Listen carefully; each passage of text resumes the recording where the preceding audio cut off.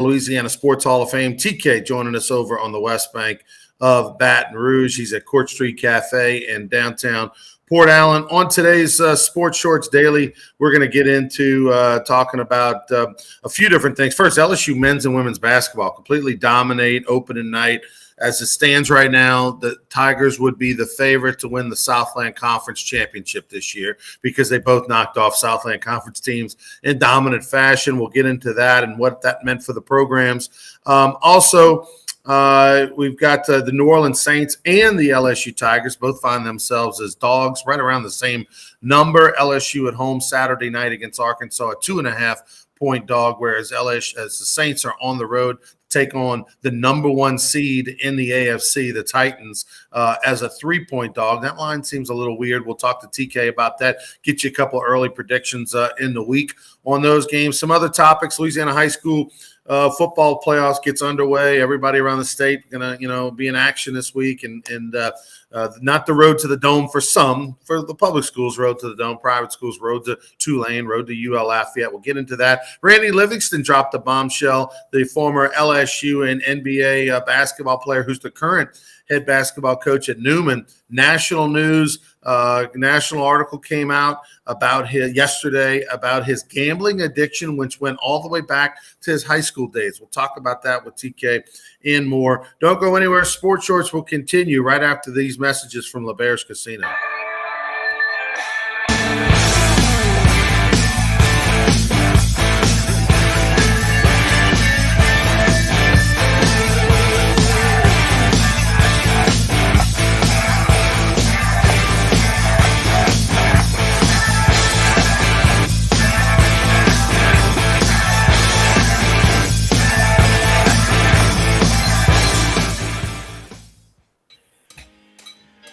Every great story starts with the rush of thrilling gaming action. Handcrafted flavors, eager to please. Getaways for some well-deserved me time. And rewards worth bragging about. If it's a story worth telling, it starts at LeBear's Baton Rouge. What's your story?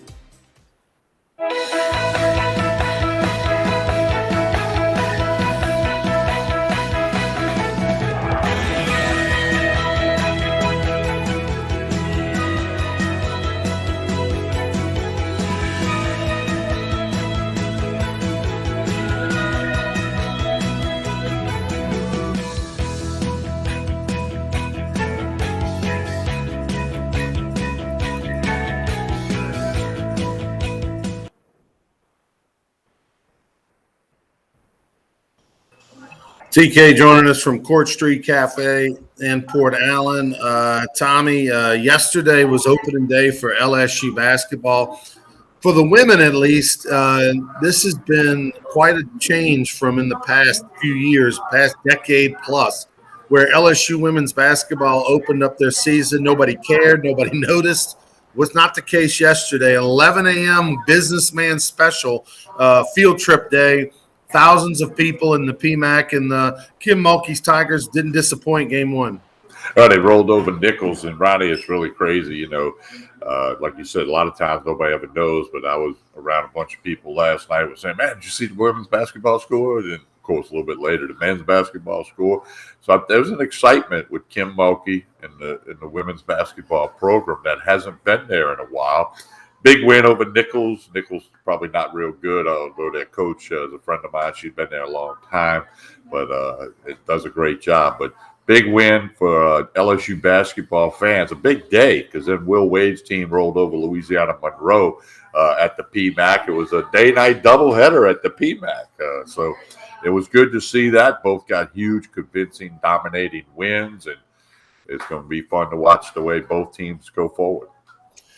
Yeah, Kim Mulkey publicly has been saying that this LSU women's basketball team that won 9 games, I believe, a year ago, hey, we're going to be better. Give us time. Rome wasn't built in a day. I mean, she's using all the cliches, but privately when you talk to her, she's like, hey, listen, I don't lose. We're going to be good. So again, you can't read a whole lot into a 40-point win against Nichols, but I'll say that clearly she plans on having a pretty good basketball team. And the most impressive thing is I read an article, Marie Ferdinand, right, who was a great player, played in the WNBA, is married to Cedric Harris, the former LSU baseball player. Marie Ferdinand probably would be, on the Mount Rushmore, or definitely consideration for those couple spots in the Mount Rushmore. She happened to be in town a couple weeks ago. Her youngest son actually is a really stud, baseball, football, everything player. I mean, not even in high school yet, but they brought him to a football game and they toured him all around.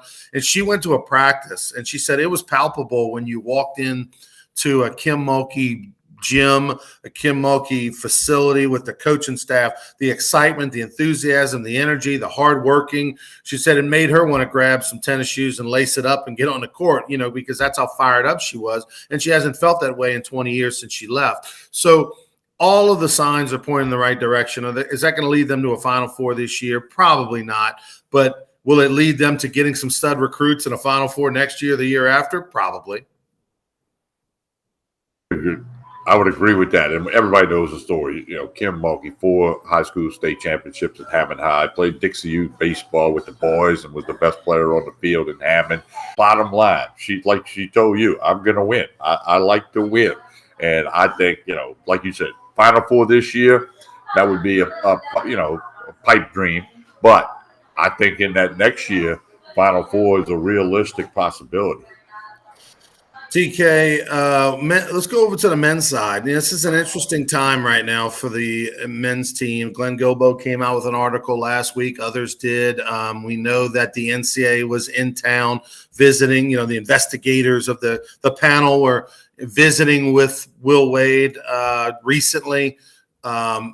Does that mean a decision is imminent on what LSU's men's basketball program is going to be looking at, facing possibility of any sanctions or whatnot? Is that going to happen this week, next week, a year from now? We still don't know the timetable of anything, but we do know a shoe is going to drop. Is it a flip-flop? Is it a high top? We don't know, but we know something is going to come out, and it's not going to be good for LSU men's basketball and Will Wade. Let's hope, fingers crossed, that doesn't come out or happen, or sanctions or whatever don't happen until after postseason this year, so that they have a chance at an NCAA tournament run. The way the NCAA moves, though, I would think that probably is unlikely. But that said, we put that aside, like LSU's athletic program has done for a couple of years now, somehow been able to compartmentalize that whole deal and just go with this, Tommy, and that is that last night, 101-39 was their victory over ULM. And I got to say that's – I don't care who you play. I don't care if it's you and I and 3 other dudes. A 101-39 is an impressive win. And we knew that Days was going to be good. We knew that Will Wade kept saying, hey, Darius Days is going to have his best year as a Tiger. Just wait and see. Well, he went and got 30 on opening night, and the Tigers had 5 in double digits. I like the fact that you had some balanced scoring. A lot of guys put the ball in the hoop. And, what Will Wade and his team have to do is just, the cloud of the investigation is there, but they have to focus on playing each game. And they can't worry about that. They can't control it. There's nobody said, hey, next Thursday is when we're going to tell you. They just got to put their head down, go to work, win some basketball games. And if that shoe drops, then you deal with it then. So, and I think Will Wade been around enough, and I believe that's the message he's given his team. Very curious to see how they fare going forward. Craig Schilling says, since it's dragged on this long, tells me they don't have anything solid to drop the hammer. I sure hope, Craig, that you're right. Although that said, the NCAA and its body and everybody around it, they would take a year or 2 to investigate a traffic ticket. Like that's just how they are. So I don't know that it means a whole lot. I sure hope you're right, though. All right, LSU and the Saints this weekend, TK. MeatandPotatoesUSA.com has been on fire. And, both find themselves dogs, about a field goal dog for both of them. Of the Saints and of the Tigers, who's more likely this week, being a 2.5 to 3 point underdog? Who's more likely to win the game outright? Wow. I got to say the Saints, just because LSU, you don't know what you get I think Nussmeier will be named starting quarterback. Coach O in the Monday presser opened up the quarterback competition. But yesterday at practice, a lot of guys in the non-contact shirts. I mean, the offensive line's banged up. I don't think it's going to be a nice night for LSU against Arkansas, who, came out the gate as a really good team. Then they dipped a little bit. Now they're figuring it back out. They're well coached, and, they like beating LSU. They really do. So I think it's going to be a long night for the Tigers. With that being said, the other part of your question, I think the Saints, have a better chance to win, but I don't know if they have a chance because it's on the road. It's going to be in Tennessee against the Titans, so a pretty good football team. And I know I saw we had some technical issues, Tommy, and it looks like Facebook has dropped off. So we'll make sure we repost this video on the Facebook. For whatever reason, it stopped the signal a little bit ago, but we'll just continue, and then I'll post the whole video on Facebook. It just won't be Facebook Live. I disagree with you, TK. I think if either one of these two teams has the best chance to win, I do think it's LSU. They're at home. Arkansas has been a little bit inconsistent of late. The offense isn't rolling like it used to be. Low-scoring game gives LSU a chance. If Nussmeier does get the start, you're liable to see some energy, a spark. Now, the thing you get with a young Nussmeier quarterback is you get a little bit of that Wild West gunslinger that can work for you or work against you, right? If it's hitting, great. If he might throw a couple to the other team. But I just think LSU at home, night game, Arkansas, who's not used to a lot of success, has had more success this year than they've had in a while. They came off of a hard-fought win a week ago, right down to the wire. Guy missed a kick. They didn't get a victory against Mississippi State. So I think LSU's got a better chance. I think the Titans, and I've been boorish on the Titans for about a month now, even before everybody else really now finally is there. Just to show you how crazy the NFL is and how anybody can beat anybody on a given day. Just look at last week. I mean, that was insane. You had a 20-point dog in Jacksonville knock off Buffalo. You had, you had the Falcons come in and on a touchdown dog and beat the Saints in the Dome. Just on and on and on. The Jets beating the Bengals. Just 2.5 weeks ago, Tommy, the Bengals were the number 1 seed in the AFC. Now they're the 10 seed in the AFC. That's how things can change so quickly. And the Titans are the number 1 seed. And even without Henry, their running back, they played extremely well on the road and beat a very good Rams team. Well, last Sunday, 12 games, the underdog was 9-3, and that's not with the points. 9-3 straight up, the underdog was. So it was an underdog kind of day, for all the sports books, like out at LaBerge and BeatingPotatoesUSA.com. We got a couple right, but we got a couple wrong. So it was a crazy day in the NFL. Like you said, leading off with the fact that the Jaguars beat the Bills. That's the proof of any given Sunday. The Jaguars beating the Bills. Tommy, it was 20.5 was the line that I saw before kickoff. And I contemplated taking Buffalo with that 20.5. The fact that the game was on the road in Jacksonville just gave me pause. And I thought, man, Buffalo didn't look great the week before. I'll just leave it alone. So thank God I did. I definitely would not have taken Jacksonville plus 20.5. The other thing, just to give you, football in general, South Carolina, 20.5-point dog. They win the game going away. They flipped it by about 50 points. And Mullen fired a bunch of assistant coaches Monday. And then you got an LSU team who's down, 29-point dog at kickoff, and they're a couple plays away. They're a play away from winning the game. Right. So football in general, but particularly in the NFL, anybody can beat anybody. It's so difficult to pick the games. But I want to get let me jump over. I know we're all over the place here, a little ADD with the football talk. Let me jump back in what you said about Dan Mullen. Ever since Florida came into Baton Rouge, they have looked like a completely different team, haven't been able to score any points. South Carolina, who was hot garbage for most of the year, somehow pulls off a win. Does Dan Mullen, do those firings, does he survive the offseason, or is this just a prelude? He survives the offseason with the coaching changes. Keep in mind, the AD, Scott Strickland, was at Mississippi State with Mullen, and now they're together again. So he's going to give him a little elbow room.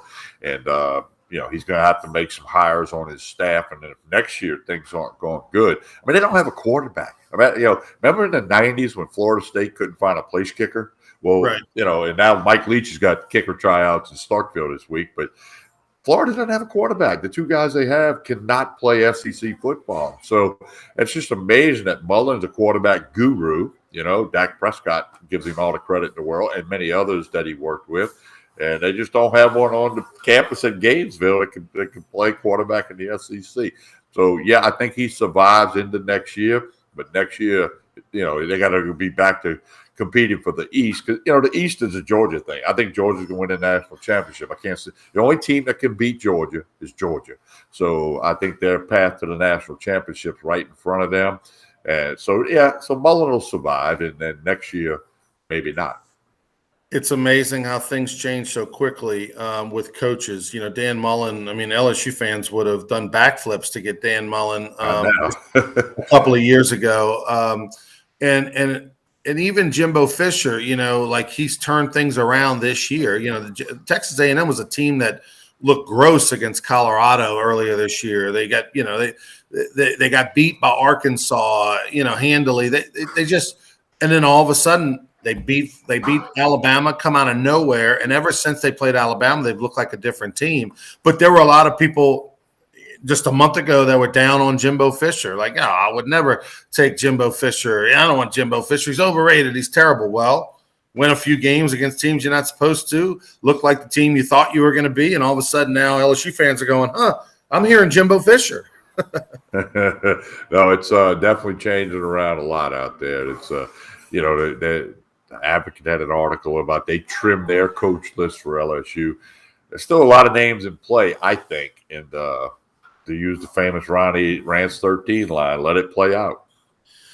Greg Schilling, throw this at you, TK. I saw it. Did you see the video of Bo Davis, the D-line coach at Texas? Bo Davis, of course, who used to play and coach at LSU back in the day, basically cursing out his players. I did not see it, but he cursed out his players after the game and told them they should all effing transfer.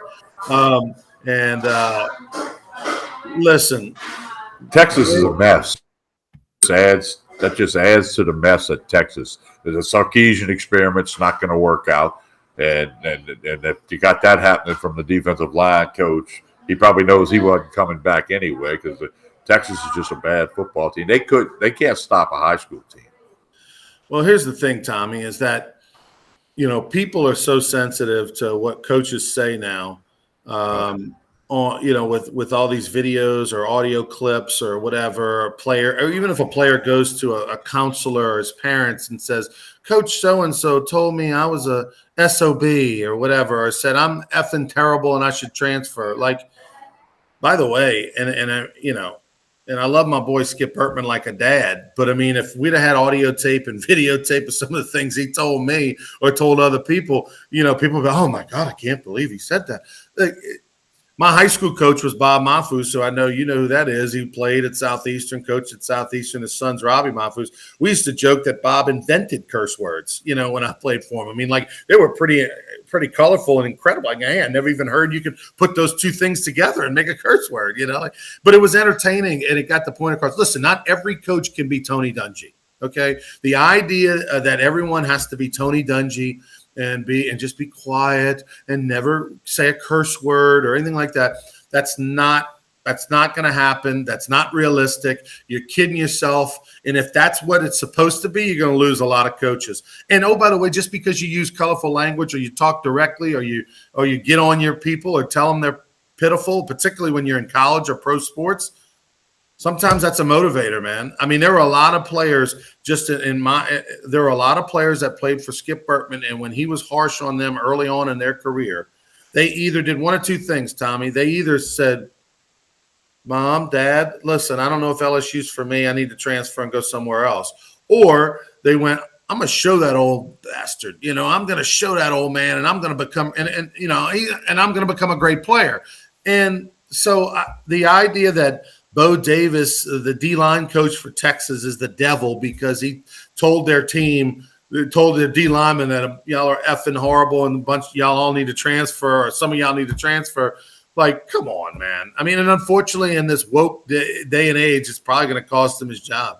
Yeah, it probably will. And, Ronnie, right to what you said about Coach Burtman, of course, I'm part of the Hold the Rope radio show on Sunday nights. And every week we get a former player and they tell a skip story. And we always got to be like, okay, make sure it's PG. We had Mike Papajohn out there the other night. And the first thing he told me was, I got one that I can tell on the air.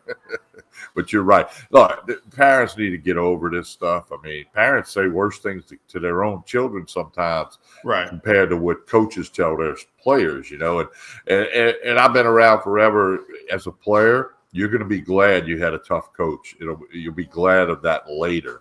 You might not like it when he's making you run foul poles or do push-ups or crunches or whatever, but it means he cares, and you want a coach who cares. I want a coach who cares. If my grandchildren playing baseball now, all three of them, they have coaches who care, and that's very important.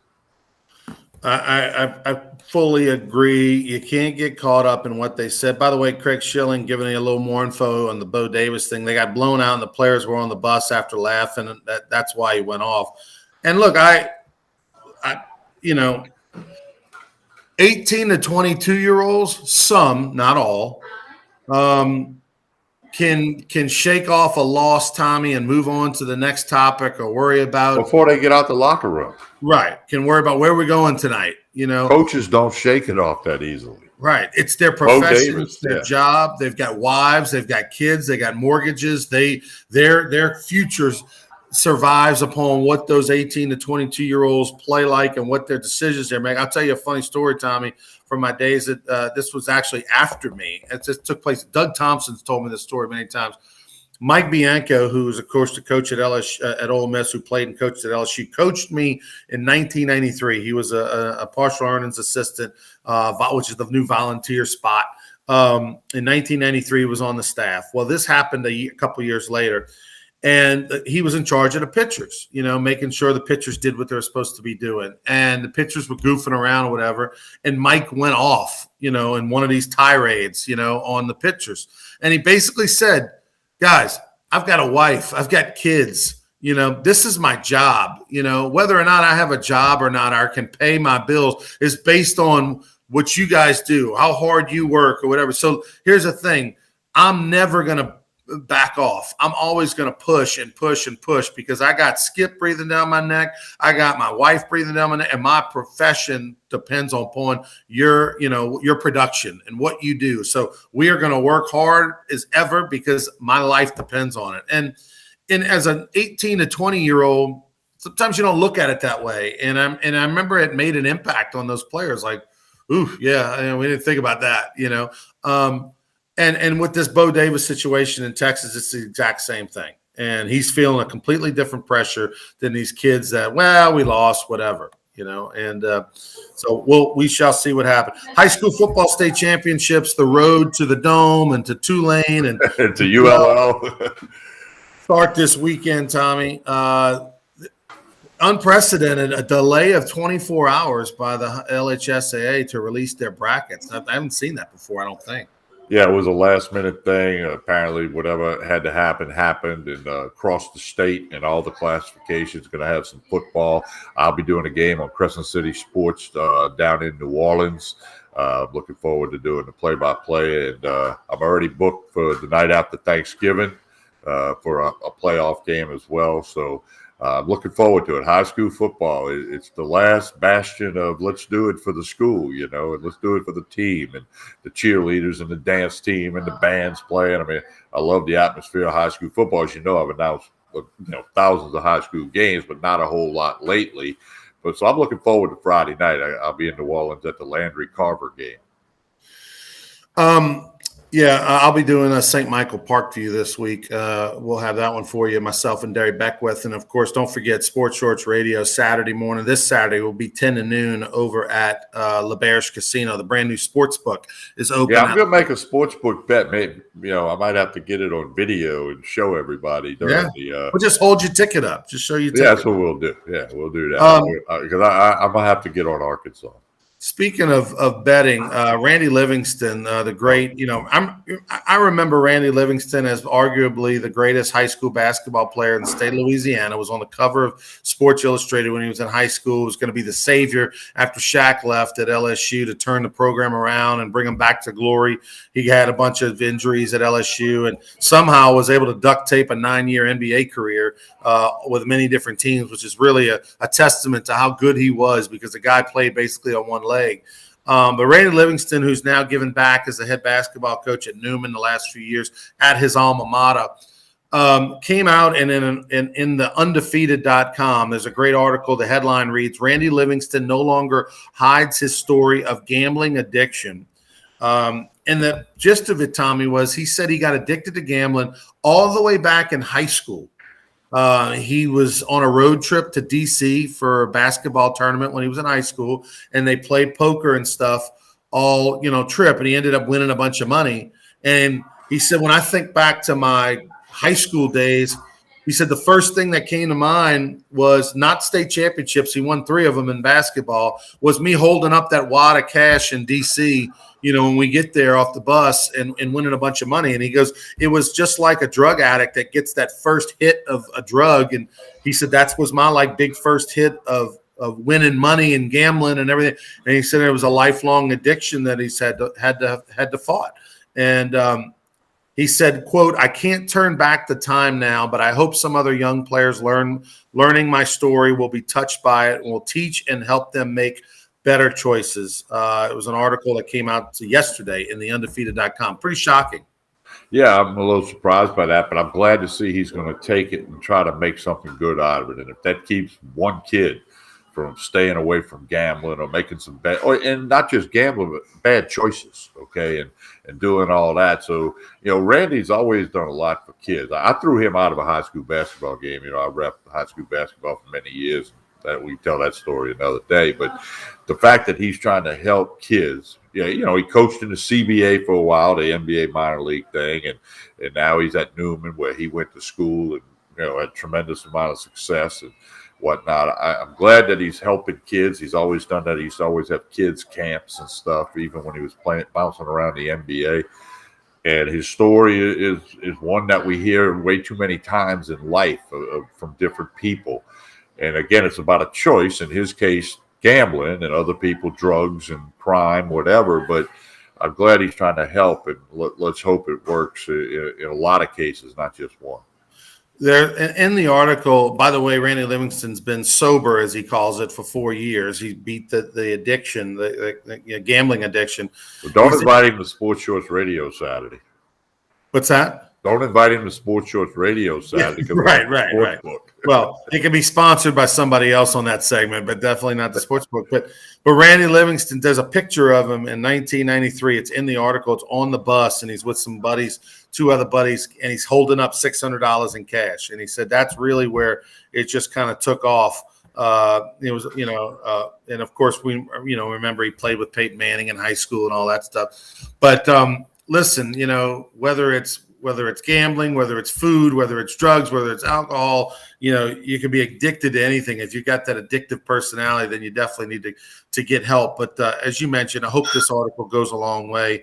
And with everything that Randy Livingston had to deal with the injuries off the court, on and off the court, and his career, and he had to fight through it to somehow put together a 9-year NBA career, to know that he was also battling this gambling addiction is pretty incredible as well. TK, we're gonna be back with Friday. You'll be over at Tremonti's, right? Yeah, Tremonti's Meat and Seafood Friday, Court Street Cafe. I'm in a different spot at Court Street today. That's why the background doesn't look the same. But they had a big group having a large breakfast this morning. Got some folks out on the patio right now. I can see the patio from where I'm sitting now. Normally I can't. Breakfast, lunch, dinner. Lunch special today is a smothered pork chop. Connect on Facebook and Instagram. They always put posts up about what the lunch special is, the dinner special, steak night tomorrow night. And next week we'll have some info what they're going to do for Thanksgiving as well. Supply chain issues are affecting a lot of people in the world with products, and obviously Thanksgiving is getting its effect too. I read some stories about that. But Jason and Chancey and the staff here at Court Street Cafe. You need to check it out. If you work in the downtown Baton Rouge area, 5 minutes, you're parked at Court Street Cafe and get a great breakfast, lunch, dinner, right back over the bridge to work. We have a lot of fun when we come out here. It's always good people. A couple guys today that say they always watch us. They stop by. So Court Street Cafe, 805 Court Street in Port Allen. Connect on Facebook and Instagram. Breakfast, lunch, dinner, 7 days a week. By the way, just a little caveat on that article about Randy Livingston. He made around $2.5 million in his career, just on a lot of 10-day contracts and little short contracts and all that. He said much of the estimated $2.5 million he made was spent on gambling. And but he said he never gambled on sports. It was poker, casino, gambling, stuff like that. He was addicted to. It was not games. Okay. So Sportsbook could be a sponsor. Okay, we're good. And the article goes on to say he did reach out to John Lucas, who's had a drug addiction issue, and John Lucas helped a former NBA player, helped a lot of players. Well, he's got some big clinic in Houston, right? But John couldn't really help him because there was not a program in place back then. John didn't do gambling stuff. Right. He talked to him a little bit, but it didn't help. It really wasn't.